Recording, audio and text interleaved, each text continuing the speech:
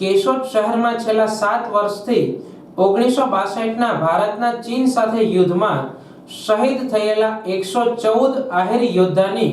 શહીદીને યાદ કરી શ્રદ્ધાંજલિ કાર્યક્રમ યોજવામાં આવે છે। એવી જ રીતે ગત સોમવારની સાંજના કેશોદ શહેરના પેથલજીભાઈ ચાવડા આહિર સમાજમાં 1962માં ભારત ચીન વચ્ચે યુદ્ધમાં રેજનકલામાં 114 શહીદ થયેલા આહિર સમાજના જવાનોને શ્રદ્ધાંજલિ આપવામાં આવી હતી અને આહિર શૌર્ય દિવસ શ્રદ્ધાંજલિ પ્રસંગે સૈન્યમાં આહિર રેજિમેન્ટની માંગ પણ હતી। ડૉક્ટર સ્નેહલ તન્ના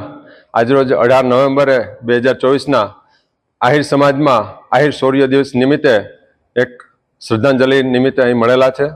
આહિર સમાજના તમામ આગેવાનો ઉપસ્થિત છે અને સાથે અન્ય સંસ્થાઓ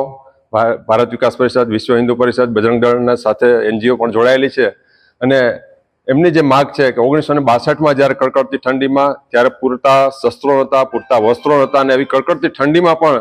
જે આહિર રેજિમેન્ટના 124 જે એના સૈનિકો હતા એ 1400 ચીની સૈનિકો સાથે લડ્યા હતા। એમને 1300-1400 જે સૈનિકો સાથે લડ્યા હતા અને 114 જે એમાં શહીદ થયા હતા એમને બિરદાવવા માટે, એમને શ્રદ્ધાંજલિ આપવા માટેનો આ મોકો છે અને આશરે 7 વર્ષથી આહિર સમાજના યુવકો અહીં એમને શ્રદ્ધાંજલિ આપે છે અને એમની જે માગ છે કે એક આહિર રેજિમેન્ટ ઇન્ડિયન ગવર્મેન્ટને પાસે એમની માગ છે કે આર્મીનું એક રેજિમેન્ટ જે હોય છે એમ આહિર રેજિમેન્ટ એક અલગથી એમને ફાળવવામાં આવે અને એમના એ હકદાર છે, એમને એ શૌર્ય બતાવેલું છે તો એમને બિરદાવવા જેવી વસ્તુ છે અને એમને એક શૌર્ય દિવસ નિમિત્તે આજે એમની જે માગ છે ઠેક ઠેકાણે આમ તો હરિયાણા, રાજસ્થાન, ગુજરાત દરેક જગ્યાએ માગ છે, સોમનાથમાં પણ માગ ઉઠેલી છે અને એમને જે માગણી છે એમને બિરદાવવા માટે આ એક કરવા જેવી વસ્તુ છે। અમને અમે NGO અમને સાથ સહકાર આપે છે, પ્રોત્સાહન આપે છે। આ દિવસ નિમિત્તે અમે એમને શ્રદ્ધાંજલિ પુષ્પ અર્પણ કરીએ છીએ। આ શ્રદ્ધાંજલિ કાર્યક્રમમાં Keshod police station PA Jadav, PSI Balasara, Rajabhai Miyatra, Bhavinbhai Sinhar, Rajubhai Bodar, doctor Snehal Tanna, Maheshbhai Dangar, Jagmalbhai Nandaniya, અશ્વિનભાઈ ખટારિયા સહિત દરેક સમાજના અગ્રણીઓ હાજર રહ્યા હતા। આ શ્રદ્ધાંજલિ પ્રસંગે હાજર આગેવાનોએ હાથમાં કેન્ડલ પ્રજ્વલિત કરી શહીદો માટે 2 મિનિટ મૌન પાળી શ્રદ્ધાંજલિ આપી હતી। આ કાર્યક્રમમાં આહિર રેજિમેન્ટ હક હે હમારા જેવા નારાઓ લગાવી કેન્દ્ર સરકાર પાસે જુદા જુદા સમાજના બટાલિયનની કરાતી રચનાની જેમ અલગથી આહિર રેજિમેન્ટની રચના કરવામાં આવે તેવી માંગ કરી હતી।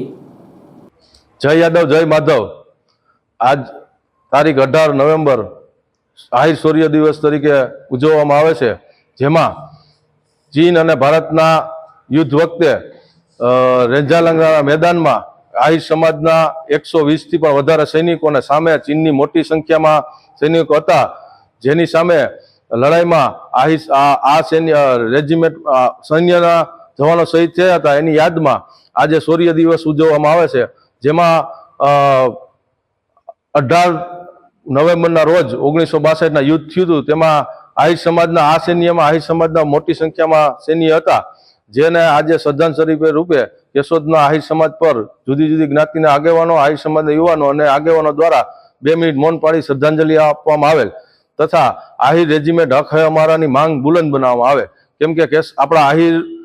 દેશમાં અલગ અલગ બટાલિયનો હોય છે, જેમાં આપણી પણ એક આહિર સમાજની બટાલિયન હોય એવી માંગ સાથે આજે ઘણા વર્ષોથી સરકાર સમક્ષ આપણી માંગ મૂકવામાં આવેલ છે, જે આ દિવસે પાછી દોહરાવી સરકાર સમક્ષ અમે માંગ કરીએ છીએ કે આહિર રેજિમેન્ટ હક છે એ અમારો આપો અને આ દિવસે જે શહીદ થયા હતા 1962નો સૈન્ય, એના આત્માને શાંતિ આવે એવી પ્રાર્થના। જય દ્વારકાધીશ, જય મુરલીધર।